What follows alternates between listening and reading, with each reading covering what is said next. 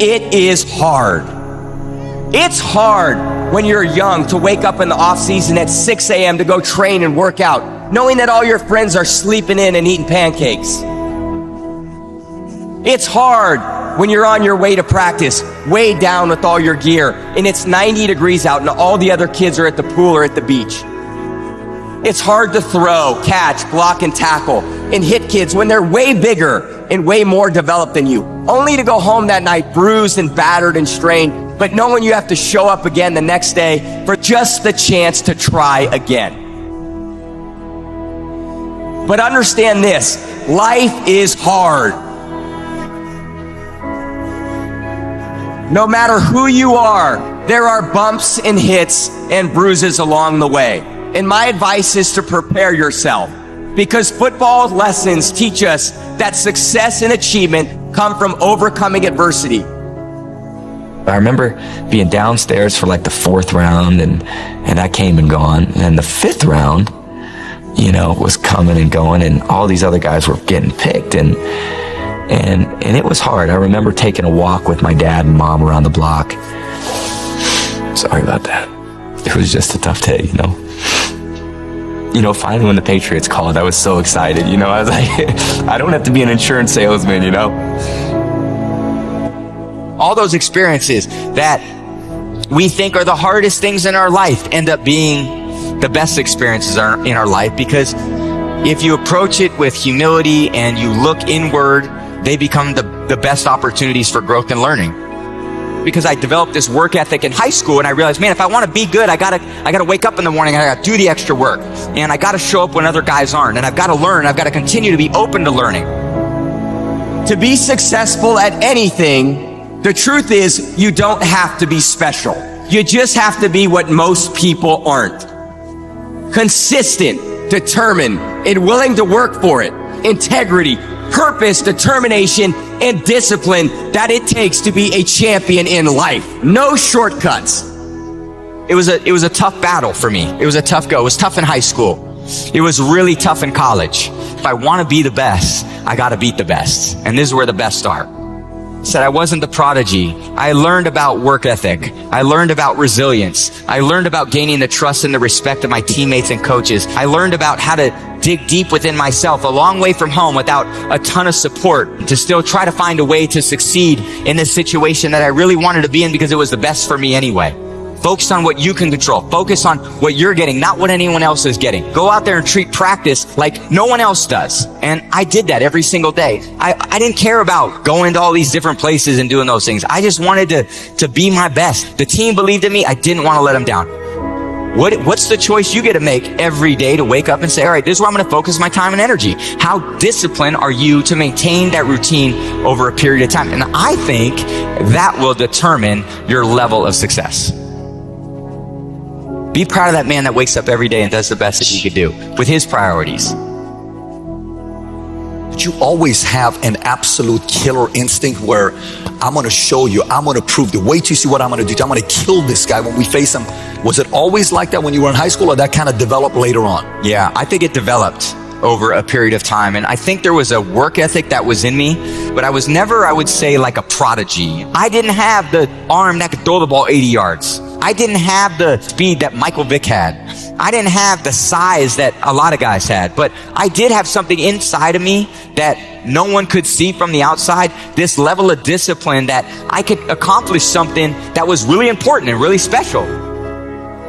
I wanted to be a great football player. If I was going to be a great football player, I wanted to compete against these other guys, and they were all better than me. Don't worry about all these things that are out of your control. Focus on what you can do. Focus on the 2 reps you got. Fuck your tired body, fuck that unmotivated mind, and get out there and do it anyway. And the mindset is me versus me. It's no bullshit. It was all about not making excuses. Yeah. It was about how do we go and get it done. I was so motivated to be the best I could be that I wasn't motivated to be the starter. I wasn't motivated to win the Super Bowl. I just was motivated to give my best, do the best with the opportunity I got, and to never let my teammates down. Those were my motivations. I think you wake up every day and hopefully you can look at yourself and say, did I give it my best? I wanted to be the best I could be, period. That's all I wanted. I just think winning Super Bowls was the result of a lot of great process. Like, my view is, like, you can't control the outcome all the time, right? Like, the ball's going to bounce the other team's way. Like, shouldn't always go your way. So you get motivated by the losses. You stay motivated through the winning. What you can control is your process. You can control those intangibles. You can control the work ethic, the consistent discipline, your attitude, your culture, how much you care. All those things are in you. They just need to be drawn out of you. And really, when you're in that position that you feel like you're got those pretty well under control, then you start passing those on to the other people that you're working with, that are parts of your team. Because I don't care how good any one of you are sitting out there.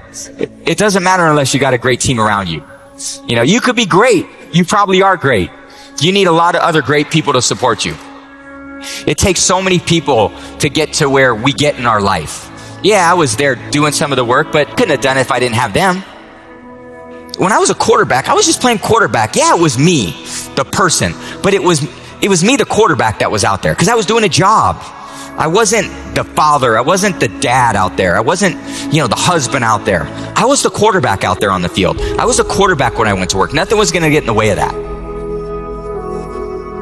You've got to create a lot of different emotion to heighten your sense of awareness and focus. Like, for me, anger was good. Anger was good because it was motivating.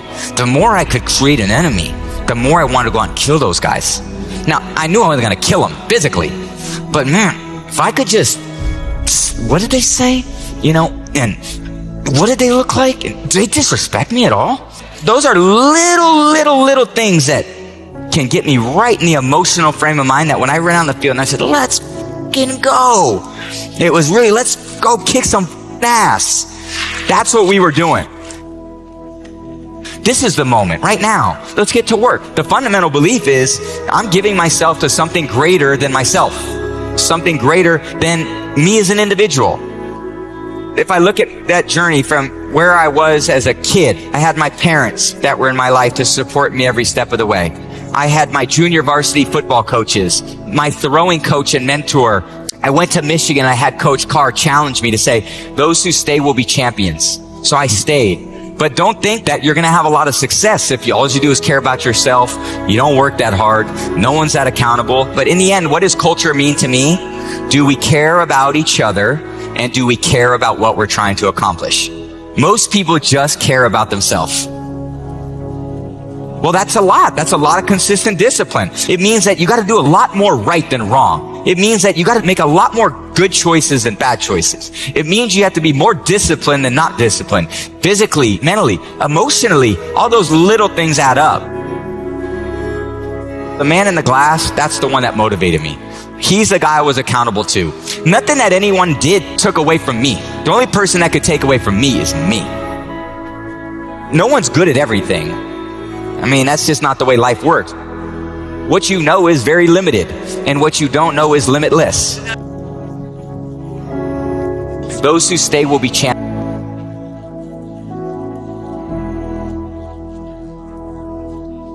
If I want to be the best, I got to beat the best. Man, if I want to be good, I gotta wake up in the morning and I gotta do the extra work. And I gotta show up when other guys aren't. And I've got to learn. I've got to continue to be open to learning.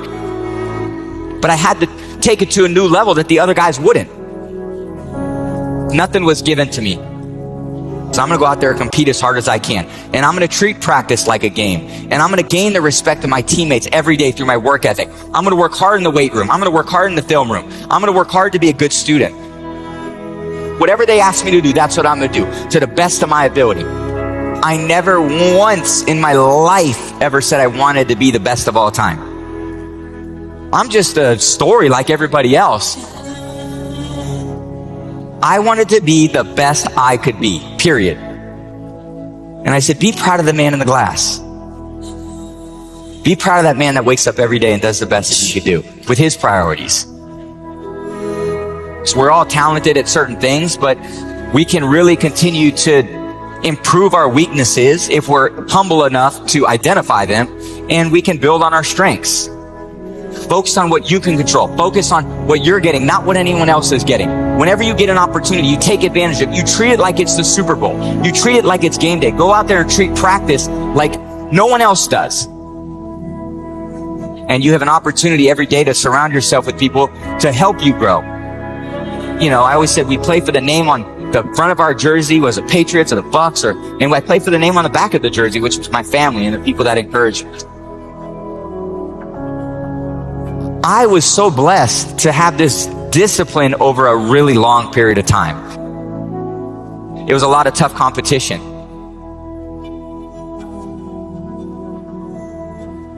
But I was never, I would say, like a prodigy. You know, I wasn't like the kid where you see Tiger Woods swinging on the Johnny Carson show at 2 or 3 years old, and you know his swing looks as good as it did at 3 years old as it did, you know, as he grew older. Or you know, certain players that had this unbelievable prodigy aspect to themselves. I saw myself as someone who probably had some other traits that maybe were hard to identify, but that were really sustainable over time, which was, I would say, work ethic and discipline. There was this discipline that I had that even as 13, 14, 15 years old, where all these other boys I went to an all-boy school in the Bay Area, and I remember showing up my first day as freshman year. I didn't have much, you know, hair under my arms or anything like that. I was like, and these other kids came in shaving, and I'm like, what the hell is this? I didn't know how to put the pads on in my pants when I tried out for freshman football. I mean, I had never played until that point except in the street. So these kids came out there, they had, you know, helmets and shoulder pads that they had worn for 4 years. I went on the field and I was like, I'm going to get killed out here, you know. And my freshman year, I didn't even play. I was the backup quarterback on a team that went 0-8. I couldn't get on the field, and we never won a game anyway. I mean, it's one thing to be the starting quarterback and to lose. If they don't even think you're good enough to be a starting quarterback on a team that's 0-8, you must really suck. So naturally, I was like, oh, cool, I'll continue to, you know, work on my skill. A lot of it was even going into my second year in high school, there were workouts in the morning at 6 a.m. before school. And I was like, okay, I can get up at 6 a.m. and I can go do these rope drills where you'd run through the ropes. See a lot of people do that. There were these hills that we would run up. And there was probably less than 10 people there, but I was probably one of the 3 that were there almost every single day to try to continue to push myself to grow in these maybe physical areas that I was really behind a lot of the other people at. And I went in there, I competed really hard my 3rd year, and I lost the starting job to Brian Greasy. So I go into my 4th year, and I was like, now's my time.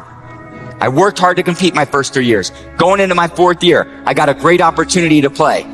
And they recruited a kid named Drew Henson, and I was like, the competition's relentless. At first I was looking at the guys ahead of me, now I gotta be looking down at the guys behind me too.